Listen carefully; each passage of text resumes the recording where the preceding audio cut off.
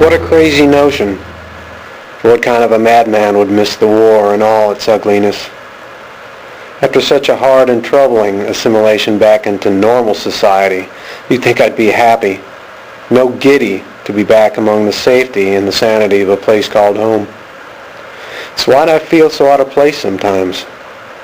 Why does a smell or a sound bring me crashing back to a time best forgotten? In the beginning, I figured out that instead of remembering those events as they happened, I was actually reliving them.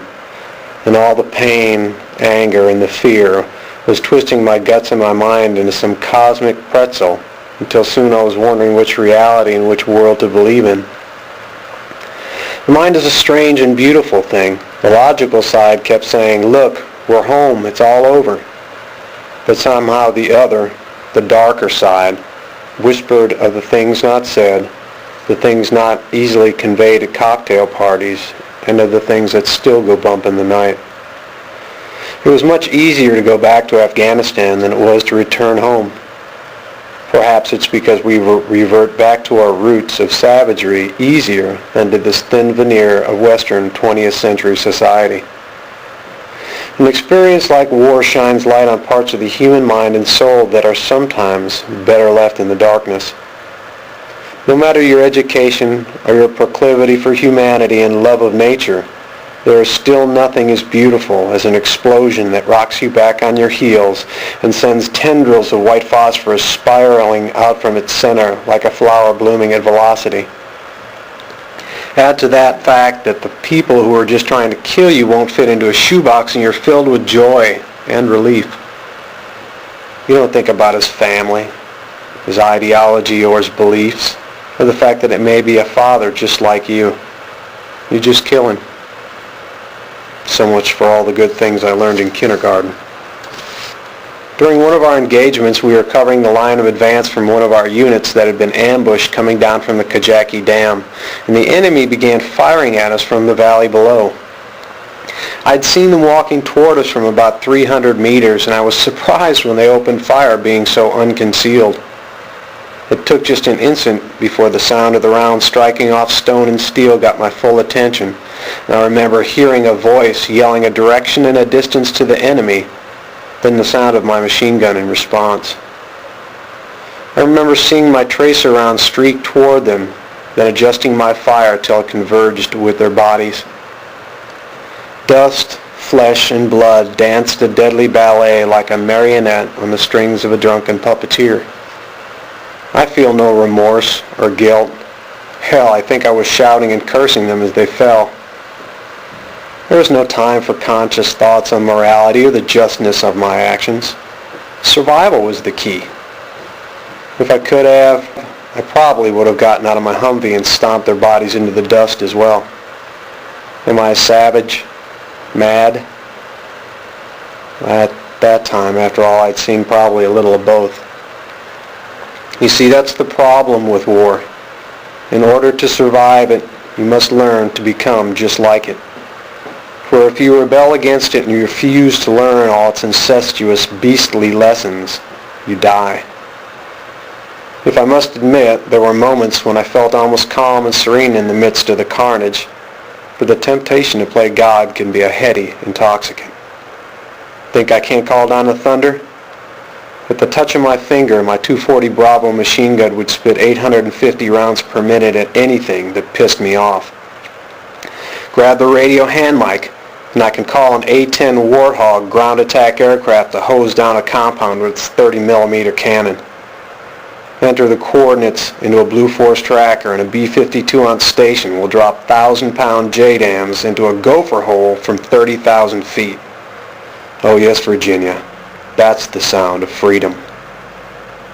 Most of my problem was that the things that worked there don't work here and vice versa.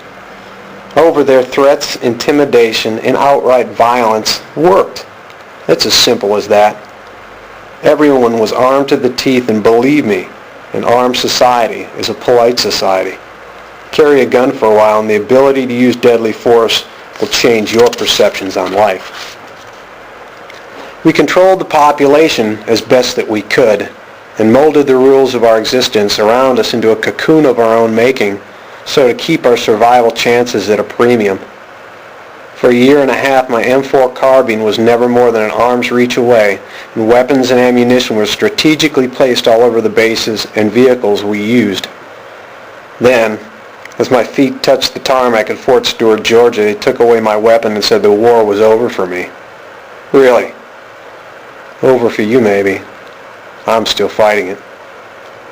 The simple fact is, war can be monstrously impressive, both beautiful and ghastly at the same time. I have seen vast, empty mountain passes where the sapphire sky seems to melt into the cascading mountains and the clouds playfully dance and frolic with the surrounding peaks like some impish fairy high on pixie dust. A sea of green and purple poppies so boundless and expansive it looks like God carpeted the empty desert floor, so profound and boundless it boggles the mind. Aquamarine rivers flowing through a cadaverous landscape that nourish only a few hundred feet of its banks, assailing the arid badlands in a futile battle of wills. The effects of 130-degree heat on the dead after 4 days in the desert. The torture and mutilation of the living by godless savages who claim the Almighty's blessing. Then grown men openly weep without pretension for the loss of a friend and companion and for the vacuum left by their passing. Perhaps that's part of my problem. I haven't cried for the lost men, the lost time, and the lost hope of a nation. I think if I start, I may not be able to stop. The truth is, I don't miss the war at all. What I miss is the way in which people behave while they're in it. It didn't take long for me to recognize that sad fact soon after my return. We live for the moment, perhaps even the instant. And at times our bodies could be scattered to the four winds. We also respected each other and honored the memory of the men who passed before us. No one lied or exaggerated. Words mean things. Say what you mean and mean what you say. Sadly, I'm afraid, it seems this country has lost some of the same moral principles it pretends to espouse. I used to think we had the attention span of a commercial.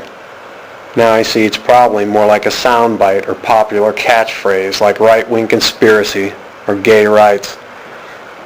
Our so-called leaders in both legislative bodies are so mired in their own personal battles over how much of my money to steal and waste is utterly pathetic. And to tell me you're for the soldier, but against the war is pure bovine scatology. Everyone hates war, especially the soldier that has to bear the physical and emotional scars from just surviving that ordeal. I now have realized that the war will always be with me. Like some jilted lover, it hangs just out of sight till it spies a weakness in my defenses. Then it strikes with more precision than a smart bomb, folding me back into its silent, deadly embrace. I think about it every day. It shades the things I do and the way in which I live. I had hoped the war would make me smarter, braver, and stronger. But now I'm no longer sure it's done anything other than leave me with a small nugget of hope for a planet so mired in evil and despair it waits on some ancient deity to change our collective hearts into one. I've got news for you. It's already there. It's your choice to decide good from evil, love from hate, and life over death. Don't let the memory of those who suffered and sacrificed then gave their lives be in vain. They may not have died for you, but for the memory of someone like you. A husband, a father, a brother and a son I am. Do not forsake us.